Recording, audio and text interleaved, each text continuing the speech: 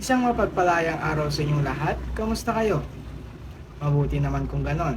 Ngayon, ang ating tatalakayin ay ang National Women's Day o Republic Act 6959. Bagong araw, bagong aral. Tara at ating talakayin ang ating paksa ngayon. Ngayon, umpisahan na natin ang talakayan. Ano nga ba ang National Women's Day para sa ating mga Pilipino? Ipinagdidiwang natin ang National Women's Day tuwing ika-8 ng Marso bawat taon. Para sa ating mga Pilipino, ito ay isang espesyal na araw na naglalayong ipagdiwang at ibigyang buhay ang mga kontribusyon ng mga kababaihan sa lipunan, ekonomiya at politika, lalo na ang ating mga magulang. Ito rin ay isang pagkakataon upang magbigay ng pansin sa mga isyu ng gender equality at women's rights. Ang pagdiriwang ng National Women's Day ay nagbibigay din sa kalagahan ng pagtanggap at paggalang sa karapatan ng mga kababaihan sa lahat ng larangan ng buhay. Bago naging Republic Act 6959 ang National Women's Day sa Pilipinas ay may dalawang proklamasyon na ginawa ang dating Pangulong Corazon para iproklama na ipagdiwang ang National Women's Day sa Pilipinas. Ang una ay Proclamation number 224 series of 1988. Ito ay pinirmahan ni dating Pangulong Corazon C. Aquino noong March 1, 1988. Declaring the first week of March of every year as Women's Week and March 8, 1988 and every year thereafter as Women's Right and International Peace Day. So, idineklara ni dating Pangulong Corazon Aquino na ang buong unang linggo ng Marso ay Women's Day at ang March 8. Ganon din ipinagditiwang ang Women's Right at ang International Peace Day. Ang pangalawang proklamasyon ay ang Proclamation number 227 series of 1988. Ito ay pinirmahan ni dating Pangulong Aquino noong March 17, 1988.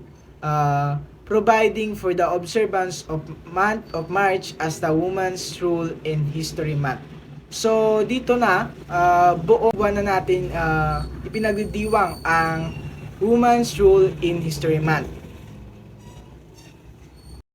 Ang ikatlo ay ang Republic Act 6959 series of 1990. So dito pinirmahan ni Pangulong Aquino noong ika-10 ng Abril 1990.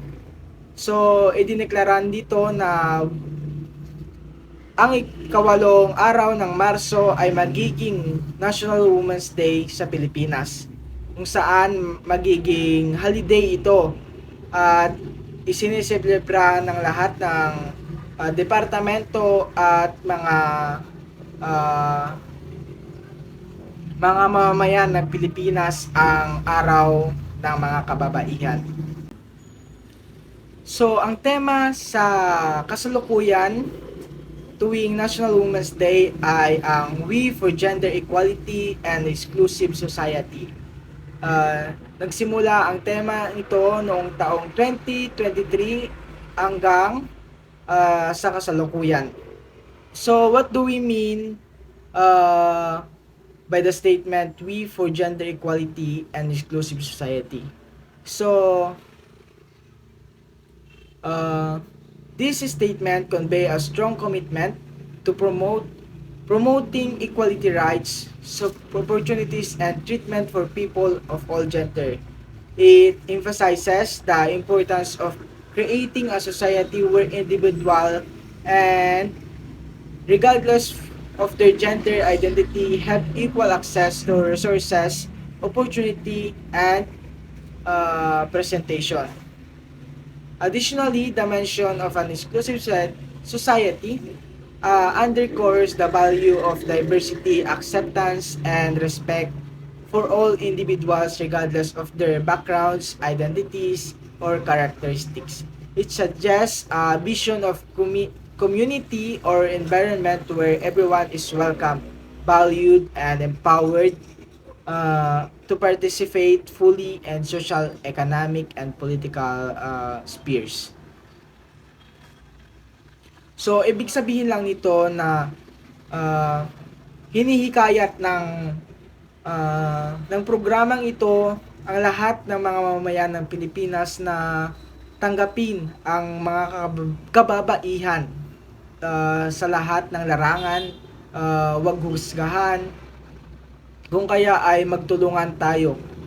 Wag na nating ibalik pa muli o wag na nating ibalik pa muli ang nakaraan na kina karaan na karanasan ng mga kababaihan. So, maging patas na tayo ngayon at i-welcome natin ang mga kababaihan sa lahat ng larangan. Yun lamang. Noon namang 2016 hanggang 2022 ay ang tema ng National Women's Day ay We Make Change, Work for Women. So, makikita mo pa lang sa statement ay napaka-powerful na ang meaning nito. So, what do we mean by stating this phrase or quote?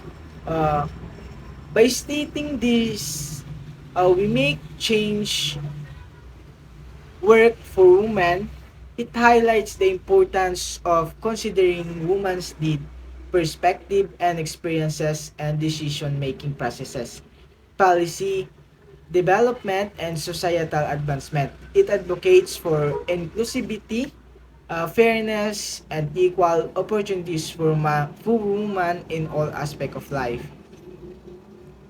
This statement encapsulates a proactive approach to driving a meaningful change that prioritizes and advance the rights and well-being of women, ultimately contributing to a more equitable and just a society. So ibig sabihin nito ay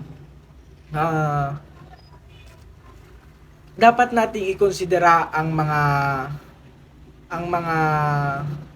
ideas ng mga kababaihan dahil hindi lang naman dapat mga kalalakihan ang nagdidesisyon.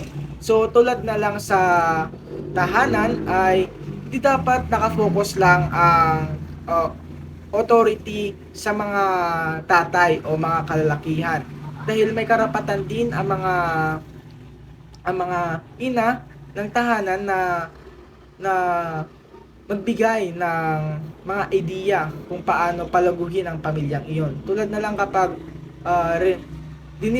dinidisiplina ang anak. So, kapag ang kalalaki ay binubugbog ang anak para disiplinahin ito, at ang babae naman ay hindi sang-ayon sa ganong uri na pagdidisiplina dahil masama o kaya masyado siyang aggressive, kung kaya maaari namang kausapin itong suggest ng mga kababaihan, maaari namang kausapin ang mga anak ng nasa mabuting paraan. Ngayon, atin namang tatalakayin ang Gender Equality and Women's Empowerment or GEWE. So, ang tatalakayin natin sa parteng ito ay kung ano ang goal ng GEWE. So, gender equality and women's empowerment are crucial objectives that aim to address the rectify and historical systematic inequalities and discrimination faced by women and individuals of all gender. The purpose of gender equality and women's empowerment is multifaceted and encompasses several key goals. Here's some key goals. Number one is promoting human rights. So, gender equality and women empowerment are fundamental human rights issues, ensuring equality right and opportunities for all individual regardless of gender is essential for upholding the principle of human right and dignity. So, dito dapat laging patas, walang kinakampihan, walang mas lago, mas angat, gano'n.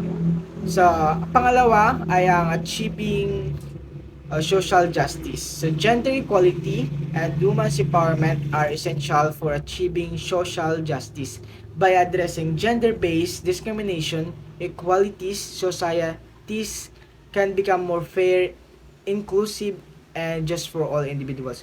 So, ibig sabihin lang nito na dapat sa sa mata ng batas ang dapat laging fair, babae man o lalaki, bakla, tomboy, o kahit anong identidad man ang isabihin mo, dapat pantay. Di porket bakla ka, mas mababa ka. Di porket tomboy ka, mas mababa ka. Di porket lalaki ka, mas angat ka. Yun lamang ang ibig sabihin. So, ang pangatlo ay fostering economic development. So, gender equality and women's empowerment are closely linked to economic development. When women have equal access to education, employment, and sources, societies can benefit from increased productivity, innovation, and economic growth. So, dito, nais ng GEWE ay lahat ng ng kababaihan o lahat ng gender o identity na nais mo ay equal. So, ibig sabihin nito, may free education. Kung may free education ang mga lalaki, meron din sa mga babae. At ganun din sa bakla at tomboy. Dapat pantay, dapat ituring ay, kapag ituring ay isa lamang, hindi natin pinapansin kung ano gender ang taong iyon. So, halimbawa nito ay kapag pumapasok ay nag-a-apply ang mga babae ng trabaho. Kadalasan noon, hindi ka anong tinatanggap ang mga aplikanteng babae dahil nga babae sila, ganun lang ang tingin ng iba. Pero ngayon, dapat natin isipin na kapag babae, hindi lang babae. Babae ay isang babae. So ngayon, ikalima ay improving health and well-being. So, gender equality and women empowerment are essential for improving health outcomes and overall well-being. When women have access to healthcare, education, and decision-making power, communities can experience better health outcome and equality of life. So, dati, napapansin nyo sa mga movie na history ay hindi maaring kung napanood nyo na yung teleserye na Maria Clara ng GMA ay makikita nyo sa isang clip doon na bawal, binanggit nila na bawal ang isang babae na mag-aral ng medisina. So, pero sa kasalukuyan, marami ng mga babaeng doktor at nurse. So, ibig sabihin lang nito na dapat gawing pantay lahat. Ibig sabihin, kapag ang lalaki pwede maging doktor, dapat babae rin. Kung lalaki ay pwedeng maging pulis, dapat babae rin. So, laging pantay, walang nilalamangan, walang lamang, walang mas angat, walang mas mababa. So, ang panghuli ay empowering communities. Gender equality and women's empowerment empower entire communities by ensuring that humans have equal rights, opportunities, and representation. Communities can benefit from diverse perspective, leadership, and contribution. So, ibig sabihin lang dito ay kapag ang isang parents o lalo kapag babae ay single parents, anong pa ang ipapakain niya sa kanyang mga anak kung hindi din naman papayagan ng lipunan na makapagtrabaho siya ng maayos. So, anong mangyayari sa kanila? So, ganun ang ipinaglalaban ng GEWE. So, dapat lagi tayong marunong tayong ah, maging fair sa isa't isa. Hindi tulad noon na mas angat ang mga lalaki. Huwag natin dalhin ang karanasan noon sa ating kasalukuyan hanggang sa kinabukasan. Dahil iba noon, iba ngayon. So, dapat nating i-welcome ang mga kababaihan kahit anumang gender 'yon na nasa tamang ah, respeto para sa kanila. Ngayon, iba naman ang ating tatalakayin. The 2023 Global Gender Gap Index o GGGI reported by the World Economic Forum or WEF, the Philippines maintains its status at the leading Asian country in narrowing the gender gap. So, ibig sabihin lang dito ay dito sa Pilipinas ay masyado nang mababa ang gender gap. So, hindi na siya masyadong maangat, hindi na maangat ang mga kalalakihan. So, the country has attained 79.1% gender parity, securing the 6th position out of 146 countries globally, a rise of 3 places from its previous ranking. So, napaka isang magandang balita ito para sa mga kababaihan at sa lahat ng mga gender na nabubuli ngayon. In the East Asia and Pacific region, the Philippines hold the second spot among its neighboring countries, trailing only behind New Zealand. So dito na natin nakikita na nangunguna ang Pilipinas sa excuse me, sa pagrespeto sa mga kababaihan at iba pang gender. Notably, it stands as the sole Asian nation within the top 20, with Singapore following at the 49th position. The Global Gender Gap Index evaluates gender equality and progress across 4 crucial dimensions: economic participation and opportunity, education attainment, and political empowerment, and also health and survival. So ngayon ating balikan ang mga tema ay yung kasalukuyang tema ng National Women's Day. The requiring theme also align with the Philippine Development Plan 2023-2028, which aim for deep economic and social transformation to reinvigorate job creation and accelerate poverty reduction by steering the economic back on a high growth path. So, ibig sabihin lang dito na sa Philippine development ay kasali yung gender. So, lahat ay mabibigyan ng trabaho. Ay yung goal nila ay mabigyan mapababa ang rate ng walang mga trabaho dito sa Pilipinas at kasali na doon lahat ng gender. So ngayon ay may mga element ang tema. May element ang tema natin ngayon. Isa dito ang gender equality at ang exclusive society. So unahin natin ang gender equality. So kapag sinabing nating gender equality, it's constituent the first component of gender equality and women empowerment or GEWE.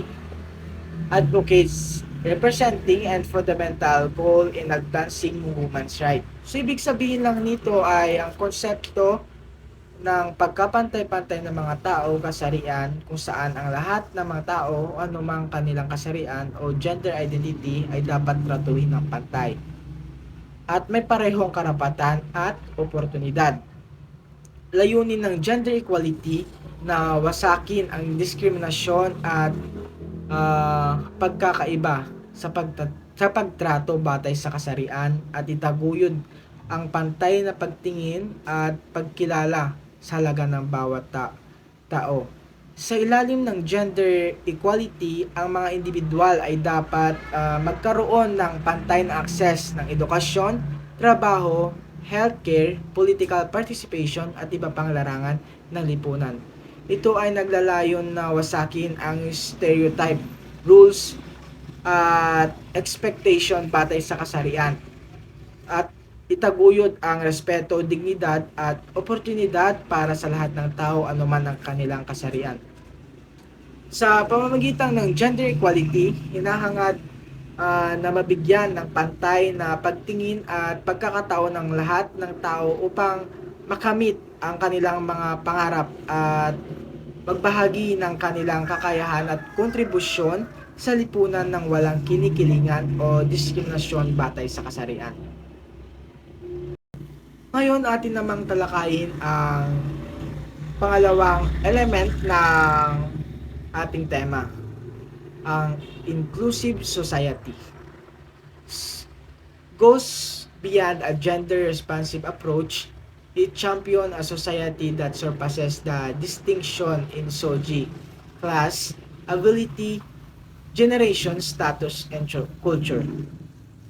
Ang inclusive society ay isang lipunan kung saan lahat ng mga tao, anuman ang kasarian, edad, identidad, relihiyon o iba pang mga katangian ay tinatanggap, rinirespeto, binibigyan ng oportunidad na makilahok at magtagumpay sa iba't ibang aspeto ng buhay. Layunin na inclusive society na lumikha ng isang kapaligiran na nagbibigay halaga at pagkilala sa lahat ng uri ng tao. Nagtataguyod ng pagkakaisa, pag-unlad at pagkapantay-pantay. Sa loob ng inclusive society, ang lahat ay dapat nagkaroon ng pantay ng access na edukasyon. Pareho rin ito sa gender equality. Ang inclusive society ay naglalayong magbigay ng pagkakaroon ng isang komunidad na bukas sa pagkakaiba, nagtutulungan at nagbibigay suporta sa bawat isa. Sa pamamagitan ng pagsulong ng inclusivity, ang lipunan ay lumalago at nagiging mas makatarungan, nagbibigay daan sa lahat ng tao na magkaroon ng pantay na oportunidad at pagkilala sa kanilang mga karapatan at dignidad. So ngayon, natapos na ang ating talakayan. I hope that you have learned something and always remember na lagi nating respetuhin ang kahit anong kasarian dahil kapag may respeto ka, pinapalagaan mo ang iyong dignidad.